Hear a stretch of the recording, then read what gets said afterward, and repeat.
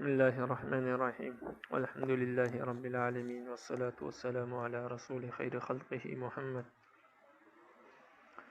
وعلى آله وصحبه أجمعين. سبحانك لا علم لنا إلا ما علمتنا إنك أنت العليم الحكيم. ربي زدني علما ربي زدني علما ربي زدني علما. ربي اشرح لي صدري ويسر لي أمري واحلل عقدة من لساني يفقهوا قولي. باب الوضوء بماء البحر، سمندر کے پانی کے ساتھ وضو کرنے کا بیان۔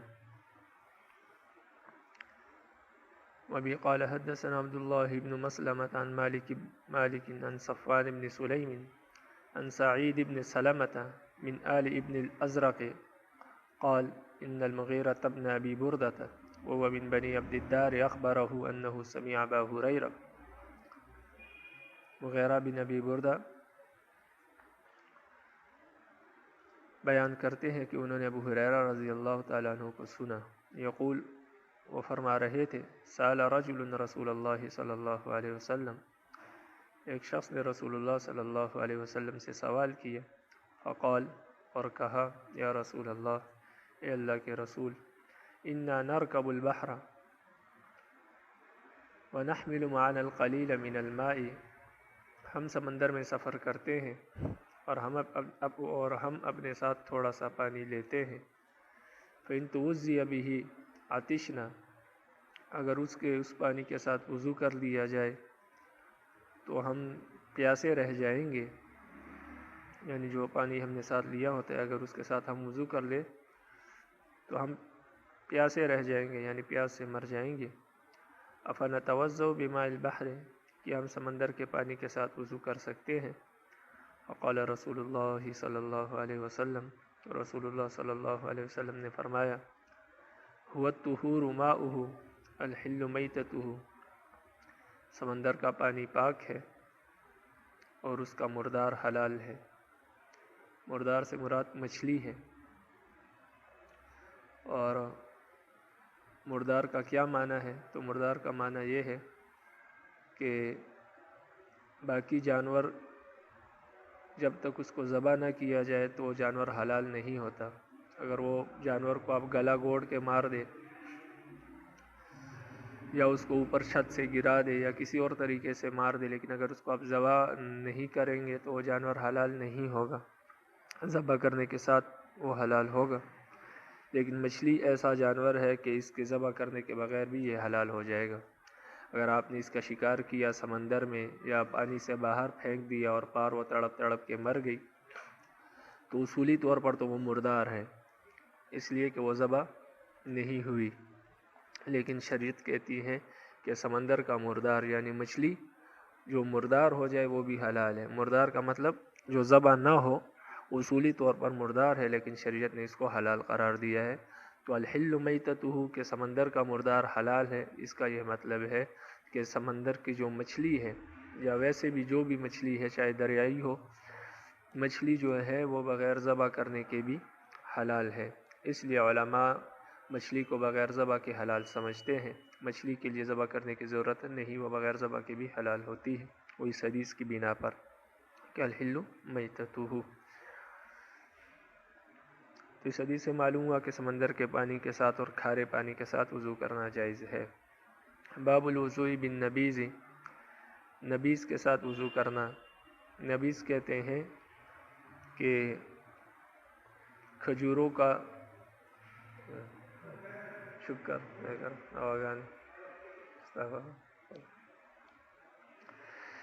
نبیذ کہتے ہیں کہ کھجوروں کو پانی میں ڈال لیا جائے اور اس کھجوروں کی وجہ سے پانی میں مٹھاس آ جائے۔ تو اس نبیذ کی 3 قسمیں ہیں۔ اہل عرب، کیونکہ عربستان میں پانی جو ہوتا تھا وہ کھارا ہوتا تھا، تو عرب کی عادت یہ تھی کہ وہ اس پانی میں کچھ کھجوریں ڈال دیا کرتے تھے کچھ دیر کے لیے، تو اس سے پانی کا وہ جو کھارا پن تھا وہ ختم ہو جاتا تھا اور پانی میں کچھ مٹھاس آ جاتی تھی، لیکن باقی پانی کا کوئی رنگ، ذائقہ یا بو وغیرہ تبدیل نہیں ہوتا تھا، اور نہ پانی اپنی طبیعت یعنی سیلان سے نکلتا تھا، یعنی پانی کی سیلان ختم نہیں ہوتی تھی، پانی گاڑھا نہیں ہوتا تھا۔ تو ایک صورت تو یہ تھی کہ وہ کھجوروں کو صرف پانی کی کھارا پن دور کرنے کے لیے پانی میں تھوڑی دیر کے لیے ڈال لیتے تھے، اس کو بھی نبیذ کہتے تھے لیکن اصل میں یہ عام پانی ہوتا ہے، اس میں نبیذ کی کوئی خاص صفات پیدا نہیں ہوتی۔ تو ایسا پانی جس میں کھجور کچھ دیر کے لیے ڈال دی جائے جس سے پانی کا کھارا پن دور ہو جائے، جیسے عرب کی عادت تھی، تو ایسے پانی کے ساتھ بالاتفاق وضو کرنا جائز ہے امام ائمہ کے نزدیک، اس لیے کہ وہ مطلق پانی ہے، وہ ایسا ہے کہ کسی پانی سے کھجوروں کو دھو لیا جائے تو اس پانی سے وضو کرنا جائز ہے، کیونکہ اس میں کھجوروں کا کچھ زیادہ ذائقہ یا کچھ نہیں آیا، بلکہ صرف ان کی مٹھاس کی وجہ سے کھارا پن دور ہوا ہے۔ دوسری صورت نبیذ کی یہ ہے کہ کھجوروں کو کافی دیر کے لیے، کافی عرصے کے لیے پانی میں ڈال لیا جائے اور وہ کھجوریں پانی میں ایک قسم کی گل جائے اور پانی میں وہ بالکل گاڑھا ہو جائے، پانی بالکل گاڑھا ہو جائے اور بالکل ہی میٹھا ہو جائے، جیسے کہ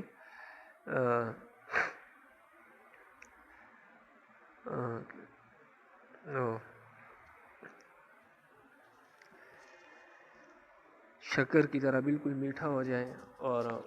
وہ ایک قسم کا شربت بن جائے، تو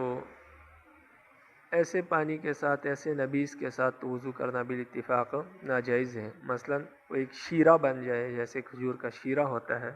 تو اس طرح بن جائے تو اس سے وضو کرنا تو بالکل ناجائز ہے۔ تیسری صورت یہ ہے کہ اور اس نبیذ میں تھوڑا بہت نشہ بھی ہوتا ہے،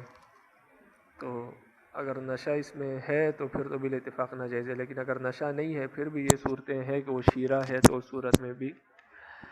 اس سے وضو کرنا جائز نہیں۔ تیسری صورت نبیذ کی یہ ہے کہ کھجوروں کو پانی میں ڈالا جائے کچھ دیر کے لیے، لیکن اس سے یہ ہے کہ پانی میں مٹھاس آ جائے، پانی میٹھا ہو جائے، صرف کھارا پن دور نہ ہو بلکہ پانی شربت کی طرح میٹھا ہو جائے۔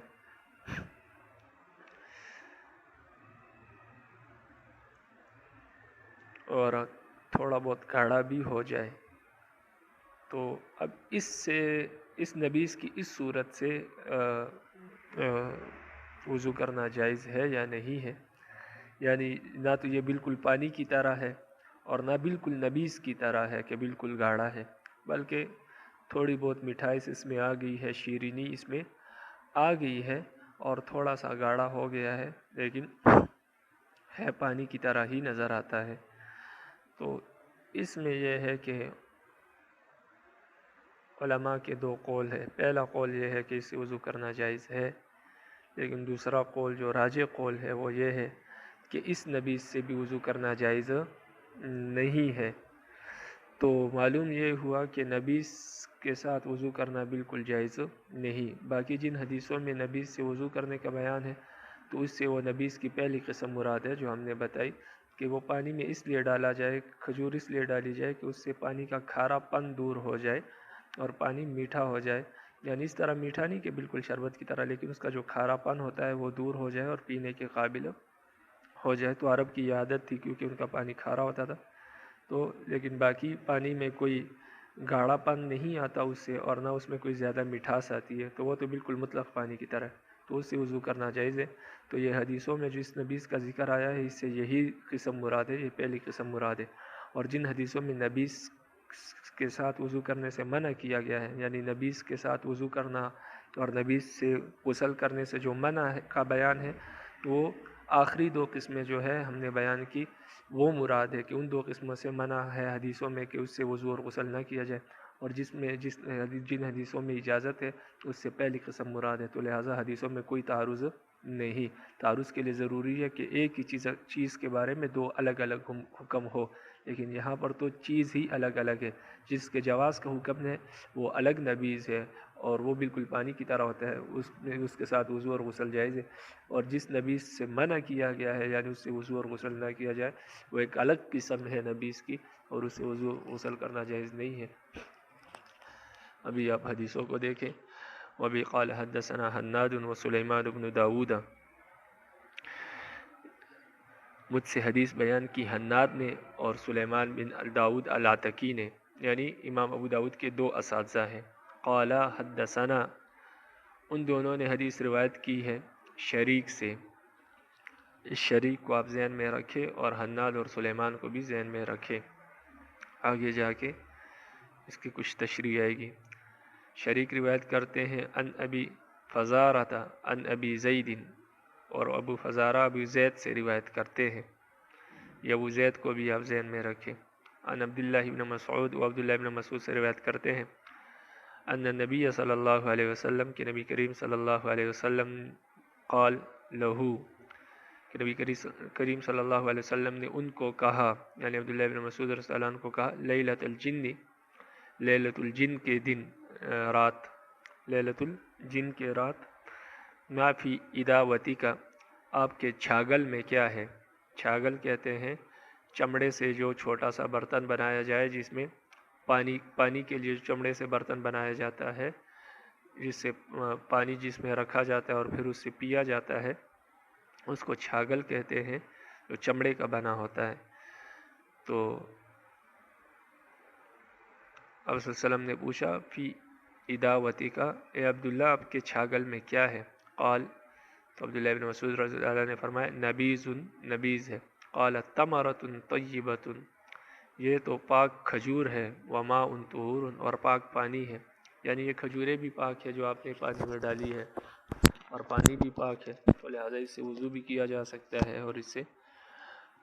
یعنی آپ صلی اللہ علیہ وسلم کو وضو کی حاجت تھی تو آپ نے اس وجہ سے پوچھا کہ آپ کے چھاگل میں کیا ہے. تو اس سے مراد وہ پہلی قسم ہے نبیذ کی، کہ وہ کھجوریں صرف کھارا پن دور کرنے کے لیے ڈالی گئی تھی. اس لیے کہ انسان جب سفر میں جاتا ہے تو اپنے ساتھ پانی ہی لے کر جاتا ہے، شربت وغیرہ لے کر نہیں جاتا. یا نبیذ اس لیے کہ اس سے پیاس نہیں بجھتی، لیکن کچھ کھجوریں اس لیے ڈالی تھی کیونکہ پانی کا کھارا پن دور ہو جائے. اس لیے آپ صلی اللہ علیہ وسلم نے فرمایا کہ یہ تو پاک کھجوریں ہیں اور پاک پانی ہے، تو لہٰذا اس سے وضو کیا جا سکتا ہے.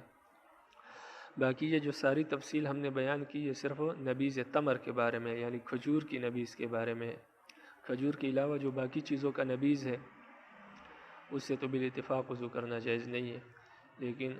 کھجور کی نبیذ سے وضو کرنے کا جو بیان ہے یہ حدیث سے ثابت ہے، اس وجہ سے اس کی پہلی قسم سے وضو کرنا جائز ہے. باقی اقسام سے وضو کرنا جائز نہیں، کیونکہ حدیث میں اس سے منع بھی آیا. اب لیلۃ الجن کیا ہے؟ تو لیلۃ الجن وہ رات ہے کہ جس رات میں جنات آپ صلی اللہ علیہ وسلم کے پاس آئے اور آپ صلی اللہ علیہ وسلم کو اپنے قوم کے پاس، اپنے قوم قبیلے کے پاس لے کر گئے، اور اس لیے تاکہ آپ ان کو دین سکھائے. تو اس رات کو لیلۃ الجن کہتے ہیں. اور یہ واقعہ 6 مرتبہ پیش آیا. لیلۃ الجن، جنات آپ کے پاس 6 مرتبہ آئے اور آپ نے ان کو دین سکھایا. تو یہ آپ یاد رکھیں ذہن میں کہ 6 مرتبہ پیش آیا. اور پہلی مرتبہ جو پیش آیا تو آپ صلی اللہ علیہ وسلم کے ساتھ کوئی بھی نہیں تھا. پھر باقی جو 5 مرتبہ پیش آیا اس میں آپ صلی اللہ علیہ وسلم کے ساتھ مختلف صحابہ موجود تھے. اور تین مرتبہ یہ واقعہ اس صورت میں پیش آیا کہ عبداللہ بن مسعود رضی اللہ عنہ آپ کے ساتھ موجود تھے. یعنی 3 مرتبہ آپ کے ساتھ عبداللہ بن مسعود رضی اللہ عنہ موجود تھے، 2 مرتبہ دوسرے صحابہ موجود تھے، اور 1 مرتبہ آپ بالکل اکیلے تھے، آپ کے ساتھ کوئی موجود نہیں تھا. تو یہ آپ ذہن میں رکھیں، انشاءاللہ اس کے متعلق بھی آگے حدیث میں بات آئے گی. اب قال ابو داود، امام ابو داود رحمہ اللہ فرماتے ہیں قال سلیمان، جو میں نے آپ کو کہا تھا کہ سلیمان آپ ذہن میں رکھیں. سلیمان نے روایت کیا ہے ان ابی زید سے، ابی زید سے، او زید، یعنی میرے 2 استاد ہیں. حناد نے جو روایت کیا ہے وہ تو سیدھا روایت کرتے ہیں، یعنی شریک ابو فزارہ سے، اور وہ ابو زید سے روایت کرتے ہیں. ان کو کوئی شک نہیں ہوا حدیث میں کہ یہ ابو زید ہے یا زید ہے. لیکن سلیمان نے جو روایت کی ہے، یعنی سلیمان سے جو میں نے حدیث روایت کی ہے، تو سلیمان کو یہاں پر شک ہوا اور انہوں نے کہا کہ ابو فزارہ نے یہ روایت کی ہے ابو زید سے یا زید سے روایت کی ہے، یعنی ان کو شک ہوا ہے، تو فرماتے ہیں سلیمان نے کہا ان ابی زید او زید، ابو زید کہا یا زید کہا، یعنی ان کو شک تھا کہ یہ روایت زید سے ہے یا ابو زید سے۔ قال کذالک شریک، اسی طرح شریک نے روایت کیا ہے، یعنی سلیمان نے کہا کہ شریک نے اسی طرح روایت کیا ہے، کیونکہ سلیمان بن داؤد العتکی اور حناد یہ دونوں شریک سے روایت کرتے ہیں۔ قال حدثنا شریک، ہمیں شریک نے روایت کی، تو سلیمان نے کہا کہ شریک سے میں نے اسی طرح سنا ہے کہ شریک نے کہا کہ یہ روایت ابو فزارہ نے ابو زید سے کی ہے یا زید سے روایت کی ہے۔ ولم یذکر حناد لیلۃ الجن، لیکن یہ جو لیلۃ الجن کے الفاظ حدیث میں موجود ہے یہ سلیمان کی روایت میں ہے، حناد کی روایت میں لیلۃ الجن کے الفاظ موجود نہیں ہے۔ تو یہاں سے قال ابو داؤد سے امام ابو داؤد رحمہ اللہ کا جو ہے مقصد یہ ہے کہ روایات کے اختلاف کو بیان کرنا مقصود ہے۔ پہلے اختلاف یہ بیان کیا کہ ابو زید کے حناد کی روایت میں کوئی شک نہیں ہے کہ شریک نے ابو زید سے روایت کیا ہے یا زید سے، بلکہ وہ فرماتے ہیں کہ شریک نے فزارہ سے اس نے ابو زید سے روایت کیا، اور سلیمان کی روایت میں یہ شک ہے کہ شریک نے ابو زید سے روایت کی یا فزارہ سے، اور اس نے ابو زید سے یا زید سے روایت کی۔ ایک اختلاف یہ ہے۔ دوسرا اختلاف یہ ہے کہ جو ہے حناد کی روایت میں لیلۃ الجن کے الفاظ نہیں ہے اور سلیمان کی روایت میں لیلۃ الجن کے الفاظ موجود ہے، تو اس اختلاف روایت کو بیان کرنا مقصود ہے۔ وبه قال حدثنا موسى بن اسماعیل قال حدثنا وهيب عن داود عن عامر عن علقمة قال، حضرت علقمہ سے روایت ہے، وہ فرماتے ہیں قلت لعبداللہ بن مسعود، میں نے عبداللہ بن مسعود رضی اللہ تعالی عنہ سے پوچھا من کان منکم مع رسول اللہ صلی اللہ علیہ وسلم لیلۃ الجن، لیلۃ الجن کے رات آپ صلی اللہ علیہ وسلم کے ساتھ آپ میں سے کون تھا، یعنی صحابہ میں سے کون موجود تھا ان کے ساتھ؟ فقال، تو انہوں نے فرمایا ما کان معه منا احد، آپ صلی اللہ علیہ وسلم کے ساتھ ہم میں سے کوئی موجود نہیں تھا۔ اب اس روایت میں اوپر والی روایت میں اختلاف نظر آئے گا آپ کو کہ یہ جو اوپر والی روایت میں عبداللہ بن مسعود فرماتے ہیں کہ میں آپ صلی اللہ علیہ وسلم کے ساتھ تھا، اس روایت میں کہتے ہیں کہ آپ صلی اللہ علیہ وسلم کے ساتھ کوئی موجود نہیں تھا۔ تو اصل میں روایت میں اختلاف نہیں ہے، بلکہ یہ واقعہ میں نے آپ کو بتایا کہ 6 مرتبہ پیش آیا، تو پہلی مرتبہ جو پیش آیا تھا آپ صلی اللہ علیہ وسلم کے ساتھ کوئی نہیں تھا، اور اس کے بعد جو پیش آیا تو اس میں 3 مرتبہ آپ کے ساتھ عبداللہ بن مسعود تھے اور 2 مرتبہ باقی صحابہ موجود تھے۔ تو یہ جو سوال عبداللہ بن مسعود رضی اللہ عنہ سے کیا گیا، تو یہ سوال پہلے مرتبہ جو واقعہ پیش آیا اس کے متعلق ہے، یعنی پہلی مرتبہ جو لیلۃ الجن پیش آیا اس وقت آپ صلی اللہ علیہ وسلم کے ساتھ کون تھا؟ تو عبداللہ بن مسعود رضی اللہ عنہ نے فرمایا کہ اس وقت آپ صلی اللہ علیہ وسلم کے ساتھ صحابہ میں سے کوئی نہیں تھا، یعنی آپ صلی اللہ علیہ وسلم اکیلے تھے۔ تو اوپر والی روایت اور اس روایت میں کوئی اختلاف نہیں ہے، بلکہ اوپر والی واقعہ جو ہے وہ پہلی والے واقعہ کے بعد کا ہے، اور اس حدیث میں جو سوال ہے وہ پہلے والے واقعے کے متعلق ہے، یعنی پہلی مرتبہ صلی اللہ علیہ وسلم کے ساتھ کون تھا، تو لازمی بات ہے پہلی مرتبہ کوئی نہیں تھا اور باقی مرتبہ پھر صحابہ موجود تھے، تو اس لیے عبداللہ بن مسعود نے فرمایا کہ ہم میں سے کوئی نہیں تھا، یعنی پہلی مرتبہ جو واقعہ پیش ہے اس میں سے صحابہ میں کوئی آپ صلی اللہ علیہ وسلم کے ساتھ موجود نہیں تھا۔ اب یہ واقعہ 6 مرتبہ پیش آیا ہے۔ پہلی بار یہ واقعہ مکہ میں پیش آیا، اس وقت آپ کے ساتھ ابن مسعود نہیں تھے، یعنی کوئی صحابی بھی نہیں تھے، جیسے مسلم اور ترمذی کے اندر یہ واقعہ موجود ہے، اور سورۃ الاحقاف کی تفسیر میں بھی یہی واقعہ ہے جو پہلی مرتبہ پیش آیا۔ دوسری مرتبہ کا واقعہ مکہ ہی میں جبل حجون پر پیش آیا، اور تیسری مرتبہ یہ واقعہ اعلی مکہ میں پیش آیا، جبکہ چوتھی مرتبہ یہ واقعہ بقیع عرقد مدینہ میں پیش آیا۔ اور ان تینوں راتوں میں، یعنی یہ جو پہلی والی کے علاوہ جو باقی 3 میں نے گنوائی، ان میں عبداللہ بن مسعود رضی اللہ عنہ آپ کے ساتھ تھے۔ پانچویں مرتبہ یہ واقعہ مدنی زندگی میں مدینہ سے باہر پیش آیا، اس موقع پر آپ کے ہمراہ زبیر بن العوام رضی اللہ تعالیٰ عنہ موجود تھے، اور چھٹی مرتبہ یہ واقعہ آپ صلی اللہ علیہ وسلم کے کسی سفر کا ہے. اس وقت آپ کے ہمراہ بلال بن حارث رضی اللہ تعالیٰ عنہ موجود تھے. تو 6 مرتبہ یہ واقعہ پیش آیا. تو ان حدیثوں میں کوئی تعارض نہیں ہے. وبه قال حدثنا محمد بن بشار قال حدثنا عبد الرحمن قال حدثنا بشر بن منصور عن ابن جريج عن عطاء قال أنه كره الوضوء باللبن والنبيذ فقال إن التيمم أعجب إلي منه. ابن جریج سے روایت ہے، وہ عطا سے روایت کرتے ہیں، یعنی عطا بن ابی رباح، یہ مشہور تابعی ہے. فرماتے ہیں کہ عطا بن ابی رباح جو ہے وہ دودھ کے ساتھ اور نبیذ کے ساتھ وضو کرنے کو مکروہ جانتے تھے، اور فرماتے تھے کہ میرے نزدیک تیمم کرنا زیادہ پسندیدہ ہے ان سے. یعنی اگر کسی کے پاس نبیذ موجود ہو تو پانی نہ ہو تو ایسی صورت میں وہ تیمم کرے، یہ مجھے زیادہ پسند ہے اس بات سے کہ وہ نبیذ سے وضو کرے. یعنی ان کے نزدیک نبیذ سے وضو کرنا جائز نہیں تھا، لیکن اس سے مراد آخری 2 قسمیں ہیں. پہلی قسم سے وضو کرنا جائز ہے وہ بتا دیا، اور اوپر والی حدیث کے جو جواز ہے وہ اسی کے بارے میں ہے. وبه قال حدثنا محمد بن بشار قال حدثنا عبد الرحمن قال حدثنا ابو خلدة قال سألت ابا العالیہ عن رجل اصابته جنابة. ابو العالیہ نے ایک شخص سے روایت کیا ہے کہ ان کو جنابت ہوئی، ولیس عنده ماء، اور ان کے پاس کوئی پانی نہیں تھا، وعنده نبیذ، اور ان کے پاس نبیذ موجود تھا. تو اس شخص نے کہا ایغتسل به، کیا اس کے ساتھ غسل کیا جا سکتا ہے؟ قال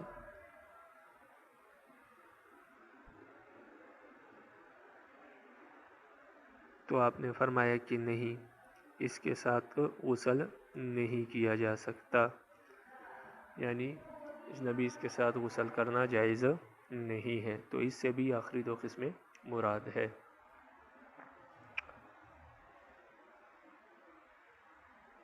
باب ایصلی الرجل وهو حاقن. کیا انسان، یہ باب ہے اس بارے میں کہ کیا انسان بول و براز کو روک کر نماز پڑھ سکتا ہے، یعنی جب اس کو پیشاب یا پخانہ زور سے آیا ہو تو اس وقت اس کو روک کر نماز پڑھنا جائز ہے. اس بارے میں یہ بیان ہے. یعنی قضاء حاجت کے تقاضا ہوتے ہوئے نماز نہیں پڑھنی چاہیے، اس بارے میں یہ بیان ہے. ایصلی الرجل، کیا انسان نماز پڑھ سکتا ہے اس حال میں کہ اس کو قضاء حاجت کی ضرورت ہو، اس بارے میں یہ بیان ہے. وبه قال حدثنا احمد بن یونس قال حدثنا زہیر قال حدثنا ہشام بن عروة عن ابیہ عن عبد اللہ بن ارقم انه خرج حاجا او معتمرا ومعه الناس وهو يؤمهم. کہ ہشام بن عروہ نے اپنے والد سے روایت کیا ہے، ان کے والد نے عبداللہ بن ارقم سے روایت کیا ہے، یہ مشہور صحابی ہے، کہ انه خرج حاجا او معتمرا، وہ حج کے لیے نکلے یا عمرے کے لیے نکلے اور ان کے ساتھ اور بھی لوگ موجود تھے. وهو يؤمهم، اور یہ ان کی امامت کیا کرتے تھے، یعنی جب نماز ہوتی تھی تو یہ امام ہوتے تھے. فلما كان ذات يوم اقام الصلاة صلاة الصبح، تو ایک دن صبح کی اقامت ہوئی، صبح کے نماز کی یعنی فجر کے نماز کی اقامت ہوئی. ثم قال، پھر انہوں نے فرمایا، لیتقدم احدکم، یعنی عبداللہ بن ارقم نے فرمایا رضی اللہ عنہ نے کہ تم میں سے کوئی ایک آگے ہو کر امام بن جائے. وذهب الى الخلاء فاني سمعت، اور خود بیت الخلاء کی طرف چلے گئے یہ کہتے ہوئے، فإني سمعت رسول اللہ صلی اللہ علیہ وسلم، کہ میں نے رسول اللہ صلی اللہ علیہ وسلم کو سنا، یقول، وہ فرما رہے تھے، اذا اراد احدکم ان يذهب الخلاء، جب تم میں سے کسی کو قضاء حاجت کی ضرورت ہو، قضاء حاجت کا تقاضا ہو، وقامت الصلاة، اور نماز کھڑی ہو جائے، فلیبدأ بالخلاء، تو پہلے بیت الخلاء جا کر قضاء حاجت کر لے. قال ابو داود ابو داود فرماتے ہیں کہ وروا وحیب بن خالد و شعیب بن اسحاق و ابو زمرہ هذا الحدیث عن ہشام بن عروہ عن ابیہ، فرماتے ہیں کہ یہی روایت وحیب بن خالد نے اور شعیب بن اسحاق نے اور ابو زمرہ نے یہی حدیث ہشام بن عروہ سے روایت کی ہے، اور انہوں نے اپنے والد سے روایت کی ہے، اور انہوں نے عن رجل کسی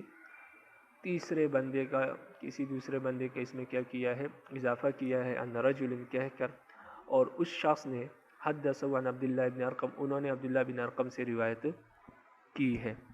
یعنی یہ روایت دو طرح سے مروی ہے، ایک تو اس طرح جس طرح اوپر روایت میں ہے کہ عروہ نے اپنے والد سے روایت کی اور انہوں نے عبداللہ بن ارقم سے روایت کی، اور دوسری یہ روایت دوسرے طریق پر مبنی ہے، اور وحیب بن خالد اور اسحاق اور ابو زمرہ نے اس کو روایت کیا ہے کہ انہوں نے عن ہشام بن عروہ عن ابیہ، اس کے بعد ایک دوسرے شخص کا اضافہ کیا ہے، عن رجل عن عبداللہ بن ارقم، کہ عن رجل کا انہوں نے اضافہ کیا ہے کہ ایک دوسرے شخص سے انہوں نے روایت کی، اور اس شخص نے پھر عبداللہ بن ارقم سے روایت کی ہے، لیکن وہ شخص مجہول ہے، اس کا علم نہیں۔ تو اختلاف روایت، امام ابو داود رحمہ اللہ نے اختلاف روایت کی طرف اشارہ کر دیا ہے قال ابو داود سے، کہ اس میں روایت میں اختلاف ہے، بعض نے رجل کا اضافہ کیا ہے، بعض میں نہیں، لیکن ابھی ان دو روایتوں میں سے امام ابو داود رحمہ اللہ پہلی والی روایت کو ترجیح دیتے ہیں، اور وہ کس طرح دیتے ہیں، فرماتے ہیں والاکثر الذین رأوہ عن ہشام قالوا کما قال زہیر، فرماتے ہیں اکثر محدثین نے جنہوں نے اس روایت کو ہشام سے روایت کیا ہے، انہوں نے اسی طرح روایت کیا ہے جیسے کہ اوپر زہیر نے روایت کیا ہے، یعنی سند میں آپ دیکھیں احمد بن یونس قال حدثنا زہیر، یعنی امام ابو داود کے استاذ کے جو استاذ ہے وہ زہیر ہے، انہوں نے یہ روایت کی ہے اور اس میں رجل کا اضافہ نہیں ہے، تو فرماتے ہیں اکثر راویوں نے جو ہشام سے یہ روایت کی ہے انہوں نے اسی طرح روایت کی ہے جیسے کہ زہیر نے روایت کی ہے، یعنی انہوں نے رجل کا اضافہ نہیں کیا۔ تو امام ابو داود رحمہ اللہ نے دونوں روایتوں میں سے اس روایت کی دونوں سندوں میں سے پہلی والی سند کو ترجیح دی ہے، اور دوسری سند مرجوح ہے۔ وبی قال حدثنا احمد بن حنبل ومسدد بن محمد بن عیسیٰ المعنى،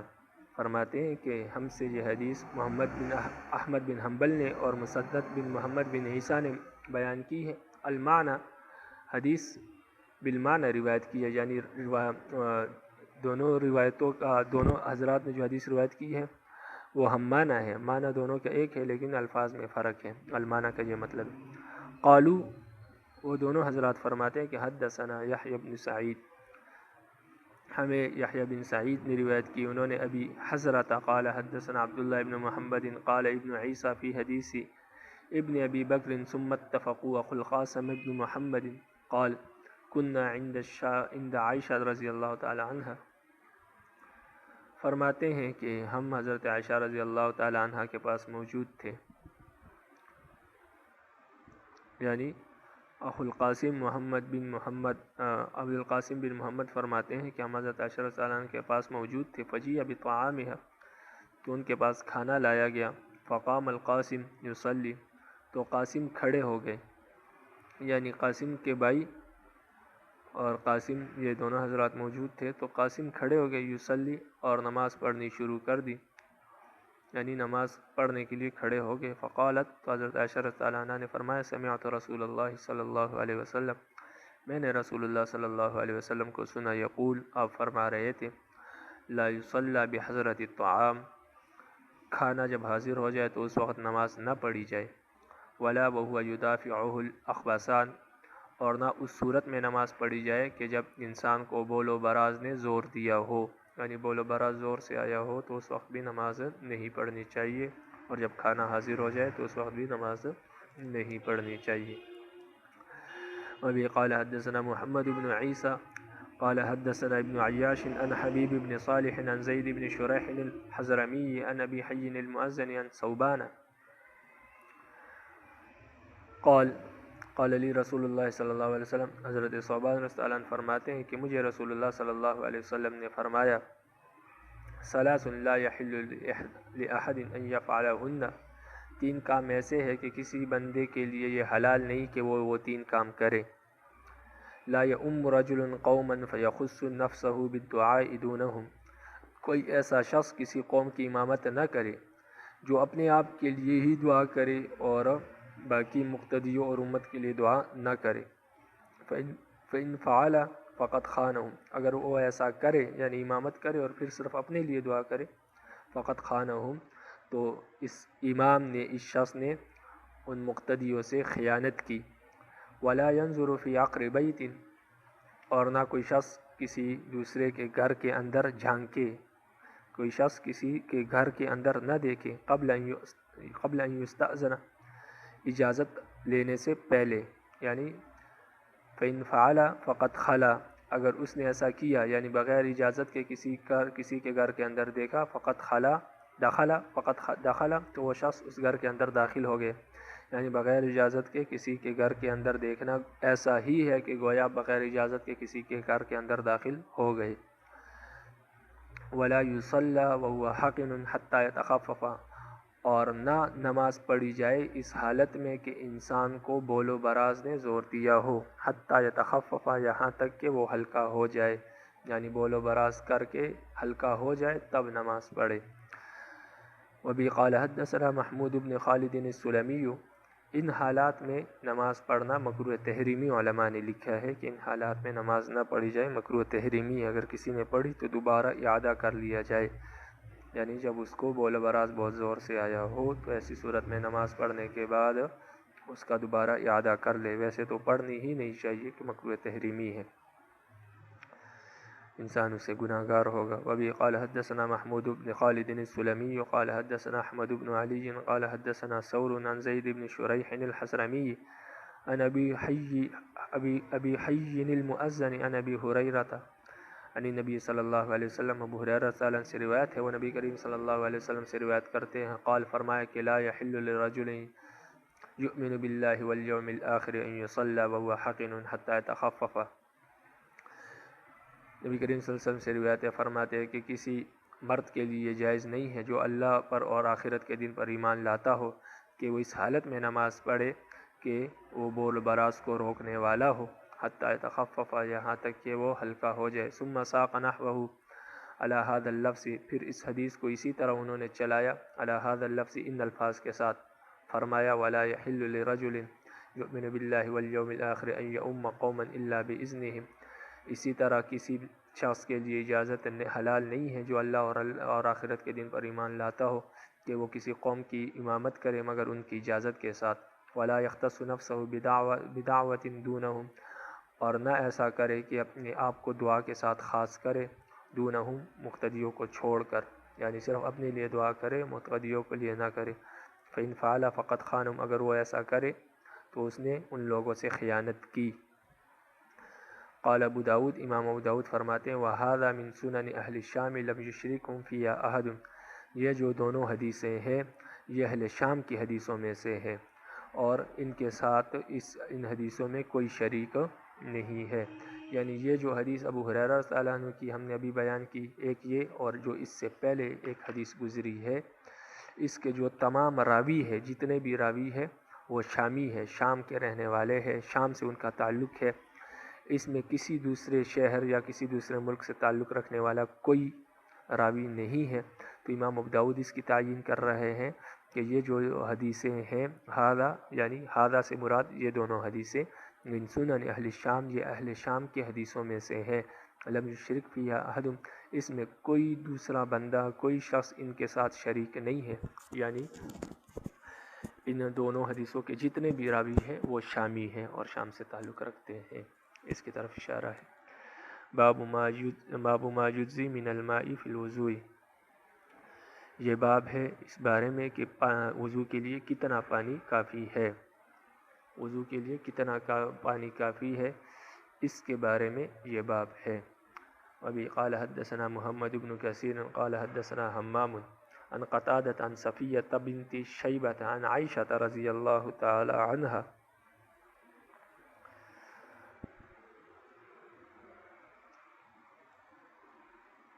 ان نبی صلی اللہ علیہ وسلم، حضرت عائشہ سے روایت ہے، فرماتی ہیں کہ نبی کریم صلی اللہ علیہ وسلم کان یغتسل بالصاع،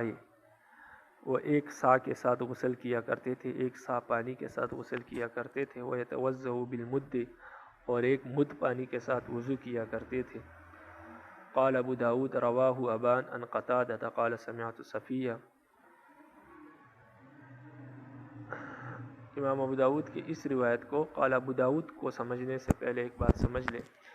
کہ اوپر سند میں آپ نے دیکھا کہ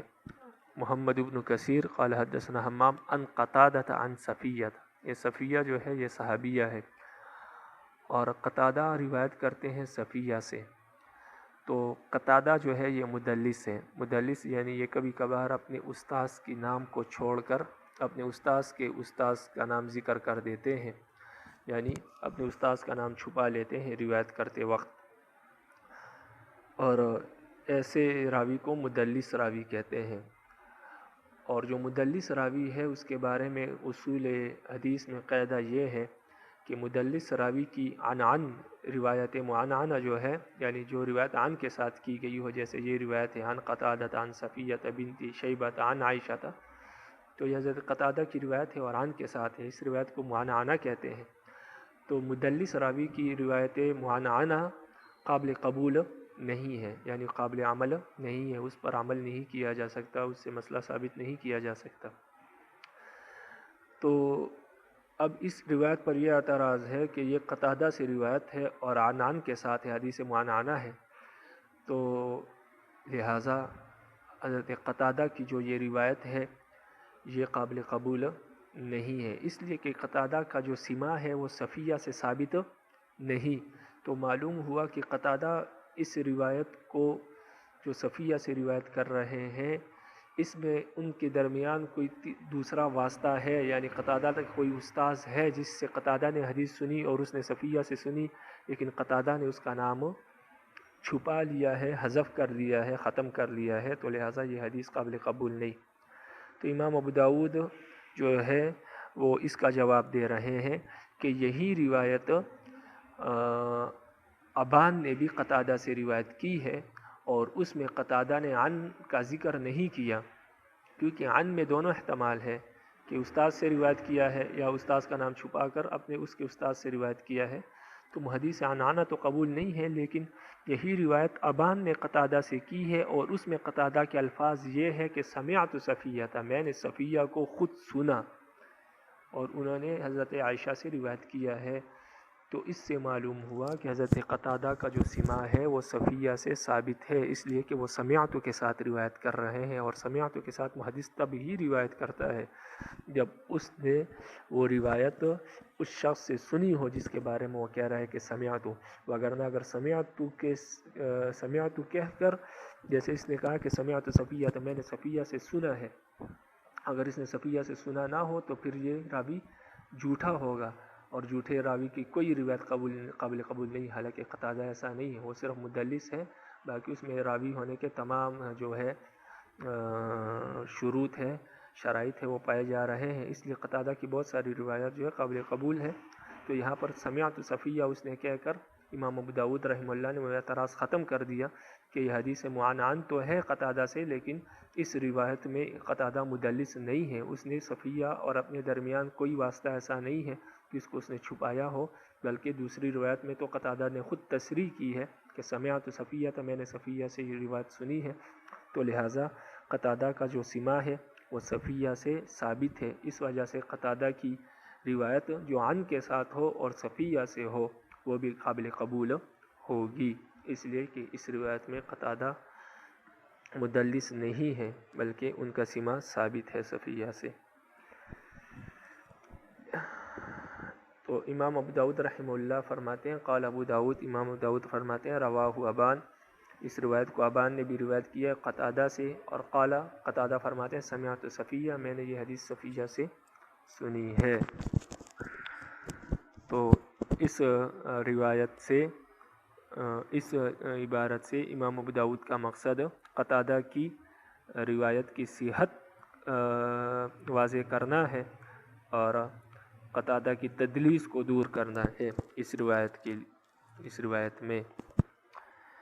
باقی آپ صلی اللہ علیہ وسلم ایک سا پانی سے کیا کیا کرتے تھے، غسل کیا کرتے تھے، اور ایک مد پانی سے وضو کیا کرتے تھے۔ اب جو ایک سا ہوتا ہے وہ 4 مد کا ہوتا ہے اور ایک مد تقریباً 625 گرام کا ہوتا ہے، تو اس اعتبار سے ایک سا تقریباً 2 کلو 500 گرام کا ہوتا ہے، تو ایک ساتھ 2 کلو 500 گرام کا ہوتا ہے اور ایک مد 625 گرام کا ہوتا ہے، یعنی آپ صلی اللہ علیہ وسلم 2.5 کلو پانی سے غسل کیا کرتے تھے یا 2.5 لیٹر پانی سے آپ غسل کیا کرتے تھے، اور جو ہے تقریباً آدھا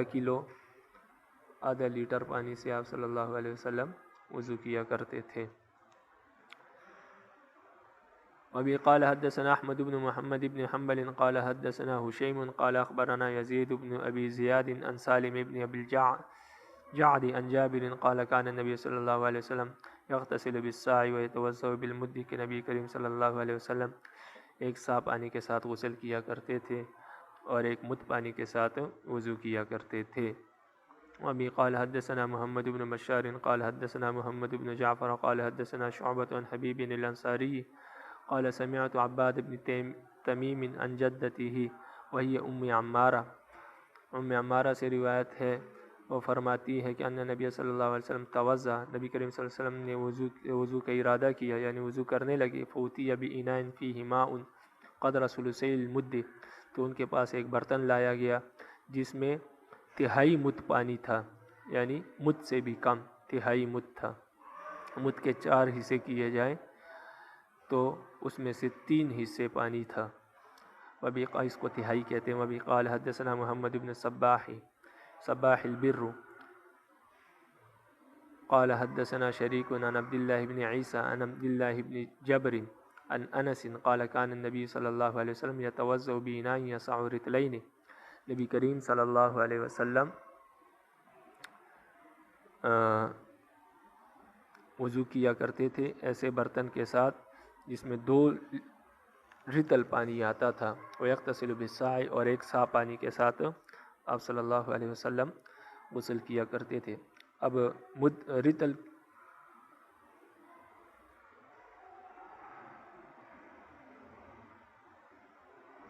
رطل جو ہوتا ہے یہ مد سے بھی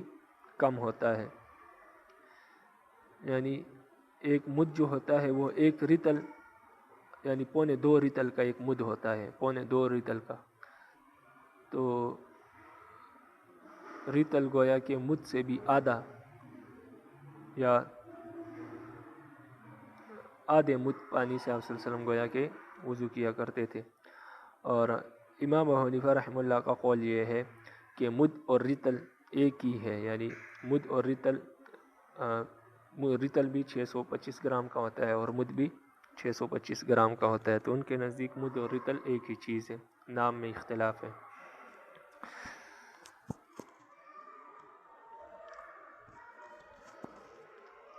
اب آگے فرماتے ہیں کہ قال ابو داود، امام ابو داود رحمہ اللہ فرماتے ہیں رواہ شعبہ، اس حدیث کو شعبہ نے روایت کیا ہے، وہ فرماتے ہیں کہ حدثنی عبداللہ بن جبر، میری اس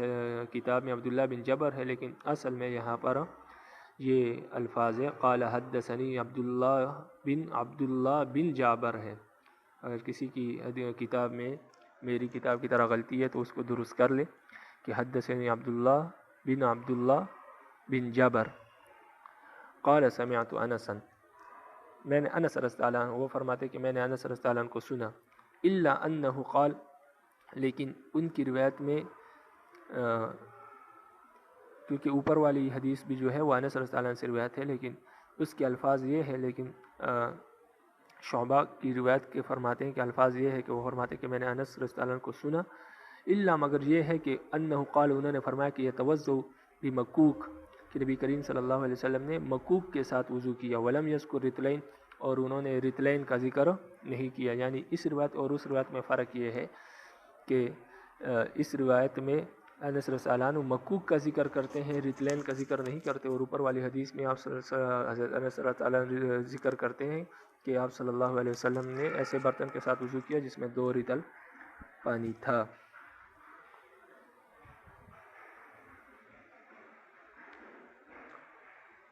اور مکوک کہتے ہیں اس برتن کو جس میں 2.5 لیٹر پانی 2.5 سا پانی 1.5 سا پانی آتا ہے، یعنی 1.5 سا پانی آتا ہے، یعنی 6 مد پانی اس میں آتا ہے، کیونکہ مد سا 4 مد کا ہوتا ہے، تو لہٰذا 1.5 سا یعنی 6 مد پانی اس میں آتا ہے۔ تو آپ صلی اللہ علیہ وسلم نے 6 مد پانی کے ساتھ وضو کیے۔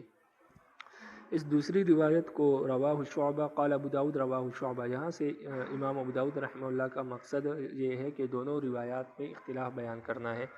کہ اوپر والی روایت بھی حضرت انس رضی اللہ عنہ سے ہے اور یہ روایت بھی حضرت انس رضی اللہ عنہ سے ہے، لیکن ان دونوں روایتوں میں فرق ہے۔ پہلا فرق تو یہ ہے کہ اوپر والی حدیث معنعنہ ہے، اس حدیث میں عن کے ساتھ روایت ہے، اور یہ حدیث سماع کے ساتھ میں سری ہے، یعنی سمعت کے ساتھ یہ روایت ہے۔ ایک فرق تو یہ ہوا۔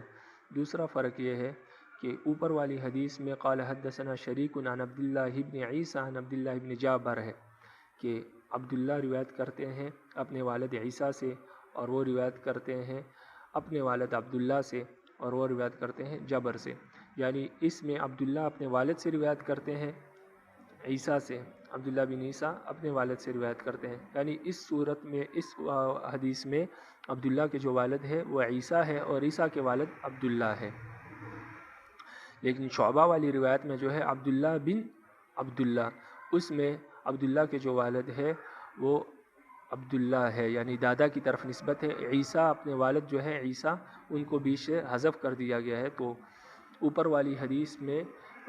شریک والی حدیث میں ان کی نسبت اپنے والد کی طرف ہے، یعنی عیسیٰ کی طرف، اور پھر اس کے بعد عبداللہ ہے، اور شعبہ والی روایت میں عبداللہ بن عبداللہ ہے، یعنی درمیان سے عیسیٰ کا لفظ حذف ہے، یعنی ان کی نسبت دوسری حدیث میں دادا کی طرف ہے، والد کی طرف نہیں ہے۔ دوسرا فرق یہ ہوا۔ تیسرا فرق یہ ہے کہ اوپر والی حدیث میں ہم صلی اللہ علیہ وسلم نے حضرت صلی اللہ تعالیٰ نے ذکر کرتے ہیں کہ نبی کریم صلی اللہ علیہ وسلم نے ایسے برتن کے ساتھ وضو کیا جس میں 2 ریتل پانی تھا اور 1 سا پانی کے ساتھ غسل کیا، لیکن اس حدیث میں صرف یہ ہے کہ آپ صلی اللہ علیہ وسلم نے مکوک کے ساتھ وضو کیا اور رتلین کا ذکر نہیں کیا اور سا کا ذکر بھی نہیں ہے، اور مکوک کہتے ہیں 6 مد پانی کو یا ایسے برتن کو جس میں 6 مد پانی آتا ہے۔ قال ابو داود، امام ابو داود رحمہ اللہ فرماتے ہیں وَرَوَاهُ یحییٰ بن آدم عن شریک، اور اس روایت کو یحییٰ بن آدم نے بھی شریک سے روایت کیا ہے۔ قال فرماتے ہیں عن ابن جبر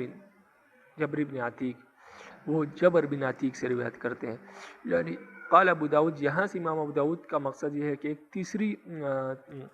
تیسری سند بھی ہے اس حدیث کی، اور وہ ان دونوں اوپر والے مذکورہ دونوں سندوں کے مخالف ہے، اور وہ کس طرح؟ وہ اس طرح کہ اس میں عبداللہ بن عیسیٰ بن عبداللہ بن جبر نہیں ہے، اور نہ عبداللہ بن جبر ہے، بلکہ اس میں صرف یہ ہے کہ عن ابن جبر، کہ ابن جبر سے روایت ہے، اور ان کے جبر کے والد کا نام یعنی عتیق کا ذکر بھی ہے، جبر بن عتیق، تو اس سند میں یہ فرق ہے، اور یہ اوپر والی دونوں سندوں کے کیا ہے؟ مخالف ہے۔ قال رواہ سفیان عن عبداللہ بن عیسیٰ قال حدثنی جبر بن عبداللہ، فرماتے ہیں کہ اس روایت کو سفیان نے بھی روایت کیا ہے، اور اس نے عبداللہ بن عیسیٰ سے روایت کیا ہے، اور وہ فرماتے ہیں کہ حدثنی جبر بن عبداللہ۔ اس روایت سے امام ابو داود کا مقصد یہ ہے کہ اس حدیث کی ایک چوتھی سند بھی ہے، اور وہ اوپر والے تینوں سندوں کے کیا ہے؟ مخالف ہے، اور وہ اس طرح کہ اس میں سفیان روایت کرتے ہیں عبداللہ بن عیسیٰ سے، اور وہ کہتے ہیں کہ مجھے حدیث بیان کی جبر بن عبداللہ نے، یعنی اس میں فرق یہ ہے کہ اوپر والی حدیثوں میں عبداللہ بن جبر ہے، یعنی جبر عبداللہ کے بیٹے ہیں، لیکن اس حدیث میں بالکل الٹ کر دیا، اس سند میں بالکل الٹ ہے کہ جبر بن عبداللہ، یعنی جبر کو بیٹا بنایا گیا ہے اور عبداللہ کو اس کا والد بنایا گیا ہے، تو اس سند میں جبر بن عبداللہ ہے۔ تو امام ابو داود رحمہ اللہ اس بات کی وضاحت کرنا چاہتے ہیں کہ اس حدیث کی سند میں بہت اضطراب ہے، یعنی بہت اضطراب ہے، انسان کو شک میں ڈالنے والا ہے، کہ بہت اختلاف پایا جاتا ہے۔ تو فرماتے ہیں کہ 4 سندیں ہیں اور چاروں سندوں میں اختلاف موجود ہے، اور آخری والی سند مذکورہ تمام تینوں سندوں کے مخالف ہے، اور اس میں جبر بن عبداللہ کا ذکر ہے بجائے عبداللہ بن جبر کے۔ قال ابو داود، امام ابو داود رحمہ اللہ فرماتے ہیں سمعت احمد بن حنبل یقول الساع 5 ارطال، سا جو ہے وہ 5 ارطال کا ہوتا ہے، یعنی سا 5 ریتل کا ہوتا ہے۔ تو اس سے معلوم ہوا کہ سا جو ہوتا ہے 5 ریتل کا ہوتا ہے۔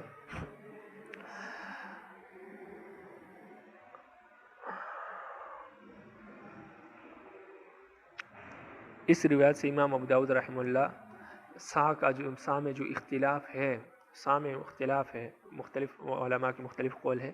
تو اس اختلاف کو دور کر کے سا کی تعیین کرنا چاہتے ہیں اور راجح قول کی تشریح کرنا چاہتے ہیں کہ سا جو ہوتا ہے اس میں جو کیا ہے راجح قول ہے وہ یہ ہے کہ سا 5 ریتل کا ہوتا ہے۔ اب سا میں کیا ہے کہ بعض حضرات فرماتے ہیں کہ سا 5 ریتل کا ہوتا ہے، بعض فرماتے ہیں کہ نہیں سا 5 ریتل اور تہائی ریتل کا ہوتا ہے، یعنی 5.25 ریتل کا ایک 5.25 ریتل کا ایک سا ہوتا ہے، اور بعض نے کہا 5 ریتل اور ریتل کا 8واں حصہ، یعنی آپ کہہ سکتے ہیں کہ 5.25 لیٹر کا ایک ریتل کا ایک سا ہوتا ہے۔ لیکن راجح قول اس میں یہی ہے کہ سا جو اصل میں ہے وہ 5.25 لیٹر کا 5.25 ریتل کا ایک کیا ہوتا ہے سا ہوتا ہے۔ لیکن امام احمد بن حنبل نے جو امام ابو داود نے اپنے استاد امام احمد بن حنبل سے جو کیا ہے روایت کیا ہے کہ میں نے امام احمد بن حنبل کو سنا اور وہ فرما رہے تھے کہ سا 5 ریتل کا ہوتا ہے، تو اس میں انہوں نے جو مزید ہے اس کو کیا کر دیا، حذف کر دیا، کسر کر دیا، اور جو پورا تھا یعنی پورا سا تھا اس کو صرف گنا ہے، یعنی 5 ریتل کو تو گنا ہے لیکن اس پر جو مزید اضافہ ہے یعنی تہائی لیٹر کا اس کو انہوں نے حذف کر دیا، کیونکہ وہ پورا نہیں ہو رہا تھا تو انہوں نے آسانی کے لیے کیا کہہ دیا کہ 5 ریتل کا ہوتا ہے۔ مگر نہیں، امام احمد بن حنبل کا مسلک بھی یہی ہے کہ سا جو ہوتا ہے وہ 5.25 ریتل کا ایک کیا ہوتا ہے سا ہوتا ہے۔ تو اس حدیث سے امام ابو داود کی مقصد یہ ہے کہ ریتل سا کی کیا کریں، تعیین کریں کہ اصل میں سا سے کون سا سا مراد ہے، کیونکہ سا میں بہت اختلاف ہے۔ تو انہوں نے تعیین کر دی کہ یہاں پر سا سے مراد وہ سا ہے جو 5 ریتل کا ہوتا ہے، یعنی اصل میں 5.25 ریتل کا ہوتا ہے، لیکن امام احمد بن حنبل نے تہائی ریتل کو حذف کر دیا کم ہونے کی وجہ سے۔ قال ابو داود، امام ابو داود رحمہ اللہ فرماتے ہیں وَهُوَ سَاعُ ابن ابی ذئب وَهُوَ سَاعُ النبی صلی اللہ علیہ وسلم، اور فرماتے ہیں کہ اس سا سے کون سا سا مراد ہے، یعنی اس سے آپ صلی اللہ علیہ وسلم کا سا مراد ہے جو ابن ابی ذئب کے پاس ابن ابی ذئب کا سا مراد ہے، اور وہی آپ صلی اللہ علیہ وسلم کا سا تھا۔ یعنی ایک شخص تھا ابن ابی ذئب، اس کے پاس بھی ایک سا تھا جو بالکل آپ صلی اللہ علیہ وسلم کے سا کے مقدار کے برابر تھا، یعنی جتنا پانی آپ صلی اللہ علیہ وسلم کے سا میں آتا تھا اتنا ہی پانی اس ابن ابی ذئب کے سا میں آتا تھا، یعنی دونوں سا برابر تھے۔ تو اس وجہ سے یہ جو آپ صلی اللہ علیہ وسلم کا سا ہے، آپ صلی اللہ علیہ وسلم جس سا سے وضو کیا کرتے تھے تو وہ کیا ہوتا تھا، وہ ابن ابی ذئب کے سا کے نام سے کیا ہو گیا، مشہور ہو گیا۔ تو امام ابو داؤد رحمہ اللہ فرماتے ہیں یہ جو 5 ریتل والا سا ہے، یعنی 5.25 ریتل کا اصل میں یہی ابن ابی ذئب کا سا ہے، یعنی ابن ابی ذئب کا جو سا ہے وہ بھی اتنا ہی تھا، یعنی 5.25 ریتل کا ہے، یا آپ یوں کہہ سکتے ہیں کہ 5 ریتل کا ہے، اور یہی آپ صلی اللہ علیہ وسلم کا سا تھا، اور اسی نام سے آپ صلی اللہ علیہ وسلم کا سا مشہور تھا کہ ابن ابی ذئب کا سا یہی آپ صلی اللہ علیہ وسلم کا سا ہے۔ تو امام ابو داؤد نے سا کے جو راجح قول ہے اس کو کیا دیا ہے، اپنی اس عبارت سے ترجیح دی ہے۔ وما علینا الا البلاغ المبین۔ رب العالمین عمل کی توفیق نصیب فرمائے۔ باقی کوئی بات پوچھنی ہو یا سوال ہو تو آپ پوچھ سکتے ہیں۔